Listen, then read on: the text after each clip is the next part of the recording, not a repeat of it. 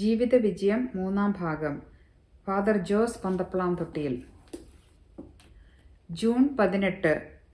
മറുപടി മരണമല്ല, ജീവിതം തന്നെ. വിയറ്റ്നാം യുദ്ധം നടക്കുന്ന കാലം.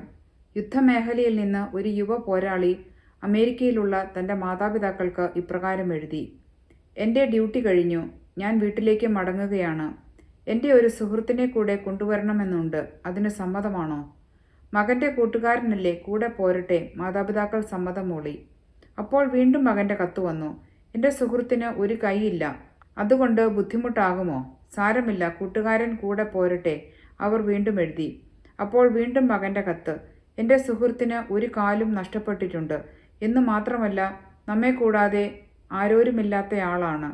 അവനെ നമ്മുടെ കുടുംബാംഗമായി കണക്കാക്കാമോ? ഇത്തവണ അവർക്ക് സമ്മതിക്കാവുന്നതിലേറെയായിരുന്നു. അമ്മ മറുപടിയിൽ എഴുതി: ഇത് എഴുതുന്നതിൽ സങ്കടമുണ്ട്.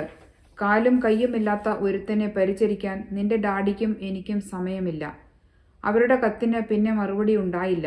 കുറെ ആഴ്ചകൾക്ക് ശേഷം തങ്ങളുടെ പ്രിയപുത്രൻ മരിച്ചെന്ന വാർത്ത കിട്ടി. അതിന് പിന്നാലെ മകന്റെ മൃതശരീരവും എത്തി. മരിച്ച മകനെ ഒരു നോക്ക് കാണുവാൻ വേണ്ടി അവർ ശവപ്പെട്ടി തുറന്നപ്പോൾ കണ്ടതെന്താണ്? ഒരു കൈയും ഒരു കാലുമില്ലാത്ത തങ്ങളുടെ പൊന്നോമന പുത്രൻ.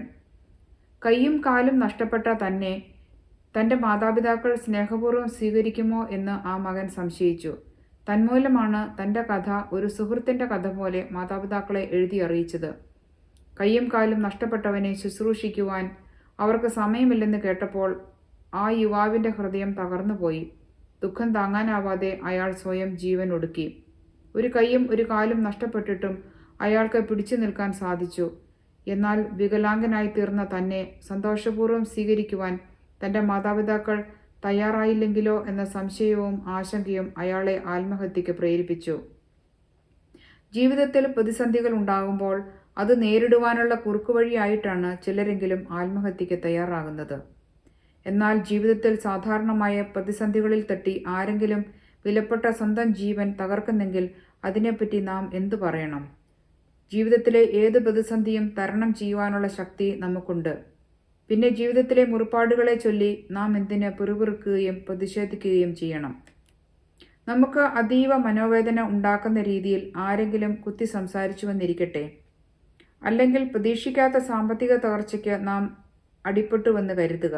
അഥവാ ആഗ്രഹിച്ച ജീവിതസഖിയെ ലഭിക്കുന്നില്ലെന്നാകട്ടെ. അതുമല്ലെങ്കിൽ നമ്മുടെ സകല പ്രതീക്ഷകളെയും കാറ്റിൽ പറത്തിക്കൊണ്ട് കുടുംബജീവിതം താറുമാറായെന്ന് കരുതുക. പക്ഷേ ഇവയൊക്കെ നമ്മുടെ ജീവന് വിരാമമിടാൻ മതിയായ കാരണങ്ങളാണോ? ജീവിതത്തിൽ എന്തെങ്കിലും ദുഃഖദുരിതങ്ങൾ ഉണ്ടാകുമ്പോഴാണല്ലോ ചിലരെങ്കിലും ആത്മഹത്യയെക്കുറിച്ച് ചിന്തിക്കുന്നത്. എന്നാൽ അവർ ഓർമ്മിക്കാത്ത എത്രയോ ദാനങ്ങളാൽ സമ്പന്നരാണവർ. ഏതെങ്കിലും കാരണത്താൽ നാം അപമാനിതരായി എന്ന് കരുതുക. പക്ഷേ അപ്പോഴും നമ്മെ സ്നേഹിക്കുന്ന ബന്ധുക്കളും സ്നേഹിതരും നമുക്കില്ലേ? നമുക്ക് ആരോഗ്യമില്ലേ? എന്നാൽ ഇവയൊന്നും തന്നെ നമുക്കില്ലെന്ന് കരുതുക. എന്നാലും ആത്മഹത്യയല്ലാതെ വേറെ പോംവഴിയില്ലേ? കയ്യും കാലുമില്ലാത്ത എത്രയോ പേർ സന്തോഷപൂർവ്വം ജീവിക്കുന്നു. അന്ധരും ബധിരരുമായി എത്രയോ പേർ പ്രസന്നമുഖരായി മുന്നോട്ടു പോകുന്നു. ജീവൻ കാർന്നു തിന്നുന്ന ക്യാൻസറും ഭീതി വിതയ്ക്കുന്ന ഹൃദ്രോഗവുമായി എത്ര പേർ ജീവിക്കാനുള്ള ആശ നശിക്കാതെ സധൈര്യം മുന്നോട്ട് കുതിക്കുന്നു. അതെ, നമുക്ക് വേണ്ടത് ജീവിക്കാനുള്ള മനക്കരുത്താണ്. എന്തും സംഭവിക്കട്ടെ, ലോകത്തിലെ ഒരു ശക്തിക്കും നമ്മെ അടിപ്പെടുത്താനാവില്ലെന്ന ഉറച്ച ബോധ്യം നമുക്ക് വേണം. അപ്പോൾ നമുക്ക് സ്വയം അഭിമാനവും സംതൃപ്തിയും തോന്നും. എങ്കിൽ ഒന്നിനും ഏതിനും നമ്മെ തളർത്തുവാനോ നശിപ്പിക്കുവാനോ കഴിയുകയില്ല. പ്രസിദ്ധ മലയാള ചലച്ചിത്ര സംവിധായകനായ KG ജോർജിൻ്റെ ആദാമിൻ്റെ വാരിയെല്ല് എന്ന ചിത്രം കണ്ടത് ഓർമ്മിക്കുന്നു. വ്യത്യസ്ത പശ്ചാത്തലങ്ങളിലുള്ള 3 സ്ത്രീകളുടെ കഥയാണ് ഒരു ട്രിപ്പിൾ ഡെക്കർ സാൻഡ്വിച്ച് പരുവത്തിൽ ജോർജ് അവതരിപ്പിച്ചിരിക്കുന്നത്. പണക്കാരൻ്റെ ഭാര്യയ്ക്ക് ശ്രീവിദ്യയാണ് ഈ വേഷത്തിൽ. ഭർതൃസ്നേഹം ഒഴികെ വേണ്ടതെല്ലാമുണ്ട്. ഭർത്താവ് അന്യസ്ത്രീയുടെ പിന്നാലെ പോകുമ്പോൾ ഭാര്യയും അതേ വഴിയിലൂടെ ചരിക്കുന്നു. എന്നാൽ ജീവിത സംഘർഷം താങ്ങാനാവാതെ അവൾ ആത്മഹത്യ ചെയ്യുന്നു. ഒരു ഇടത്തരം കുടുംബിനിയാകട്ടെ സുഹാസിനി ജീവിത പ്രശ്നങ്ങൾ താങ്ങാനാവാതെ മാനസിക ആശുപത്രിയിലേക്ക് താമസം മാറ്റേണ്ടി വരുന്നു. എന്നാൽ വീട്ടുവേലക്കാരിയായ കഥാപാത്രം സൂര്യ ജീവിതത്തിലെ പ്രതിസന്ധികളെ ധൈര്യപൂർവ്വം നേരിടുന്നതായിട്ടാണ് നാം കാണുക. യജമാനൻ്റെ ഇംഗിതത്തിന് വഴങ്ങി ഗർഭിണിയായിട്ടും പിന്നീട് അടിച്ചോടിക്കപ്പെട്ടിട്ടും പെരുവഴിയിലൂടെ അലയേണ്ടി വന്നിട്ടും പോലീസ് പിടിച്ച് റെസ്ക്യൂ ഷെൽട്ടറിലാക്കിയിട്ടും അവൾ തകർന്നു പോയില്ല.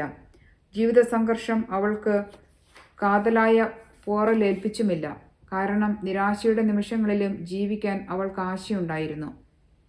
ജീവിത ദുഃഖങ്ങൾ കടിപ്പെട്ട് സ്വയം ജീവിതം വെടിയാൻ ആലോചിക്കുന്നവർ ആദാമിൻ്റെ വാരിയെല്ലിലെ വീട്ടുവേലക്കാരിയെ മറക്കരുത്.